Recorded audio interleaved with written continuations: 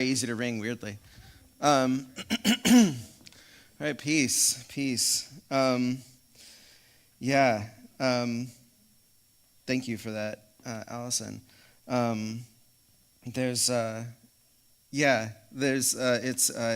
think what always strikes me about confession is the need to leave behind what I've done and left undone and let that be what it's been in the past and look forward to what I need to do still. And so it's always important for me to acknowledge those things that I couldn't have done, but also those things that maybe that I could have done that I just didn't, and let them go so that I can focus on what's coming.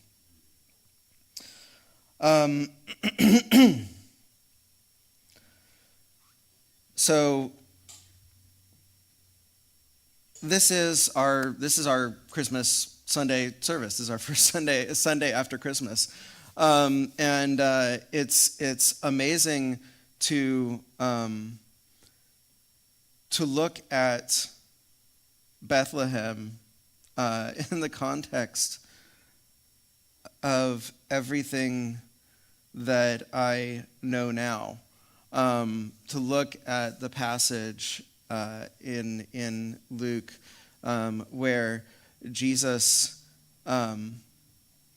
is unable to get a room in a hotel and has to go into the stables where everybody's parking their horse that they just traveled with, and sort of wedging himself in between different spots, probably with a bunch of other families who are also trying to find some place to sleep, some place that's a little bit of shelter. And to think, this is how God was starting a revolution in the world. With this birth, that there were so many people who had so many ideas about revolution, but this isn't the revolution they were expecting. So Herod, after this birth, he hears that there is a king being born in Bethlehem, and his first thought is that baby who was just born is dangerous. He thought that baby that when he heard there was a king being born in Bethlehem, that king was there to replace him. Never mind that Herod himself was a vassal of the Roman state. He didn't have power over anybody but Jews. He still had to pay taxes. He still had to answer to Rome. To touch a Roman citizen would have put him in deep trouble. But he was so desperate to hold on to his own little scope of power in his own little dark corner of the world that he commanded his soldiers to kill any boy who was younger than 2 years old in Bethlehem. That's how dangerous children were to him. So that's what caused Mary and Joseph to leave with Jesus to go to Egypt. That's how they became fugitives, refugees, immigrants. Even though God had no intention of replacing Herod on the throne of Israel. God's revolution, this revolution that we are a part of, is not the revolution Herod was expecting. 33 years later, soldiers come to arrest Jesus for preaching against the Roman government, whether he was or not. And Simon, who Jesus called Peter, pulled out his sword and attacked the soldiers who were arresting him. Peter thought he was going to die in battle. That's pretty clear from his readiness to just rip out his sword and start attacking heavily armed guards when there were only a couple of people to just back him up. He'd been traveling with Jesus for 3 years, and he thought this was the turning point. This is the moment it all became real. He didn't realize it had been real. The revolution had started before Simon had even gotten involved. And at that moment, not only does Jesus stop Simon from attacking anyone, he picks up the ear Simon had cut off one of the soldiers and reattaches it to the soldier's head. healing it as though nothing had ever happened. Jesus performs a lot of miracles in the Gospels, but they're never performed lightly, and they're almost never performed unless somebody specifically asks for one. So when here he performs a rare, unprompted miracle, not only does he stop Simon's violence, he refuses to accept the benefits or consequences of the violence done in his name. He refuses to let violence happen on his behalf by someone else who has misunderstood his intent without making repair. This isn't the revolution Peter was expecting. Another 30 years later, when Rome burned, Nero, who, contrary to our popular saying of Nero fiddling while Rome was burning, was devastated by the destruction of the capital city.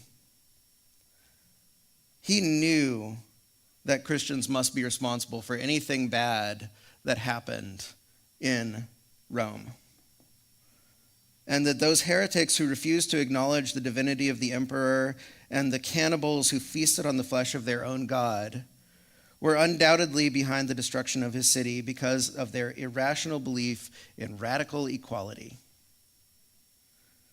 He wages a brutal war against this Palestine-based terrorist operation to the cheers of his people. But this isn't the revolution Nero was expecting. 2.5 centuries go by before Constantine has a vision of Jesus presenting him with a holy sign that would protect him from all adversaries, a vision he would take with him into battle to reunify the Roman Empire, which had split apart at that time. Constantine not only makes Christianity legal, but is baptized himself, even though he doesn't stop believing in the Roman gods. And he unifies and expands the Roman Empire so that by the end of the century, one of his successors declares Christianity to be the official religion of the empire, forever linking Romanness and empire to the idea of Christianity as a religion. But this is not the revolution Constantine was expecting. When I was young, I got the idea, which was reinforced by a lot of Christmas songs, that the birth of Jesus was a kind of deception. It was like a trick. That Jesus arrived on the earth as a defenseless baby, but is going to come again, backed by an army to destroy all the rulers of the earth. Or in a similar vein, that Jesus was born disguised as an ordinary citizen, sort of a real-life Clark Kent, so that he could experience the world the same way all of us do, but without committing even one single sin, as if to show us that, yes, it can be done, but out of mercy, instead of using that fact to condemn us all, he's going to take all our sins upon himself and destroy them once and for all. That's what superheroes do, right? I would argue that Christian nationalism depends on the idea that Jesus being born in such a humble setting is a deception. That all Christian politics of superiority depend on the idea that Jesus was just faking us out, and he's going to come back in power to rule everyone. My best example of this is the lyrics of the Christmas song In the Bleak Midwinter, which I only hate because I love so much how it starts. But then the second verse and the verses thereafter follow like this. Our God, heaven cannot hold him, nor earth sustain. Heaven and earth shall flee away when he comes to reign. In the bleak midwinter, a stable place sufficed, the Lord God Almighty, Jesus Christ. Heaven and earth shall flee away. The very idea that the defining characteristic of Christ is that he is a ruler, when during his life he didn't even rule over a house of his own, involves some theological gymnastics that would make Simone Biles jealous. But that's the message we get, often from our music, that Jesus is a king, a lord, a coming dictator. A metaphor that was meant to encourage Jews and early Christians living under hostile rule has become the belief that justifies hostile rule.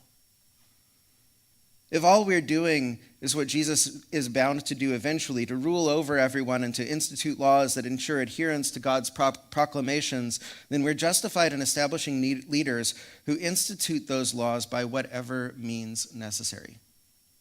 But I would insist that if you believe the God who created the universe took on flesh to save the world and didn't appear as a ruler, or as a priest, or as a powerful person, or a rich person, that the choice to be born in the skin of an oppressed, poor, refugee, and immigrant was deliberate, that has political significance. That if you believe Jesus could have been born as a military leader to instigate a violent overthrow of the empire that oppressed his people, and he didn't do that, then you have to understand why. If Jesus could have been born as another in a line of emperors with the actual God of the universe behind him to liberate all the oppressed people across the world by decree, and didn't do that, then that decision needs to be at the center of your theological thought. That to ignore the reality of the way Jesus actually appeared on earth in favor of an imagined future in which he overthrows all the nations of the world and sets them up as sole ruler is to ground your belief in a power fantasy. When I look at the child who was, in modern equivalents, born in a parking garage, laid in a trunk of car because the hotel was all booked up, not through the benevolence of some hotel owner, but possibly charged $150 a night just for the privilege of being in the parking lot. Probably whose birth was facilitated by other women who were also there because they also couldn't find room. You know, Joseph had no idea how to get married through that experience. I think that child could have been born to kings or emperors, or could have descended from the clouds with a gleaming sword and struck down all the oppressors of the world, and he didn't do that. I have to ask why. What kind of revolution was God starting that would begin like this? For a long time, I've been led to the answer that the revolution is one that doesn't end the reign of individual rulers, but the idea of rulers altogether. For Jesus to become a ruler would have made him maybe the best ruler, but still just a ruler, still just a lawmaker. If Jesus chose not to dominate others, it wasn't a trick. It means domination itself was counterproductive to the purpose of his coming. This revolution, the one Jesus started, is one that chooses forgiveness over condemnation, healing over violence, the security of community over the security of wealth. It's a revolution that can't be won by wars or elections, and it's a revolution that can't be stopped by imprisonment or death. A future ruler promises to give you everything you want, but this revolution asks nothing less than everything we have. Because everything we have is exactly what we need to be free from in order to make space for an unimaginable future. To paraphrase the revolutionary Frantz Fanon, the imaginary future is the only future in which we can be free together.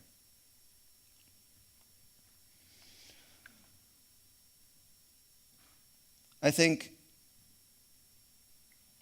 where I wanted to go at this point, this is the end of the year. And I want to ask us individually, specifically, each of us individually, what do we need to be part of this revolution as a church? And what are we ready to commit to? And I thought about doing it. I'm not going to pass the mic around. Make people answer that.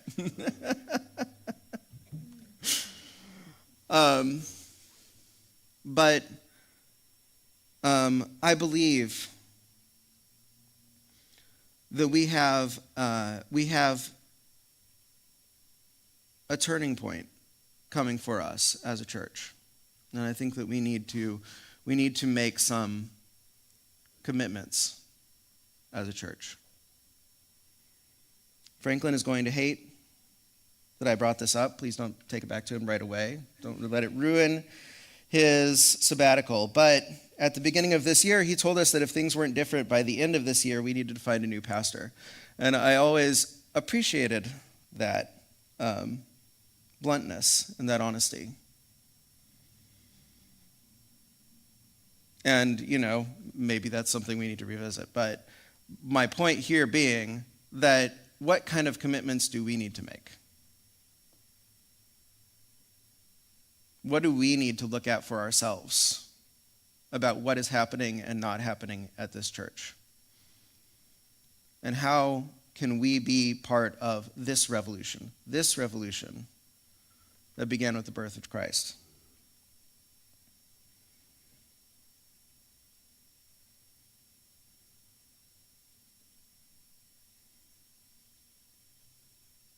That's where I'm going to leave you guys today.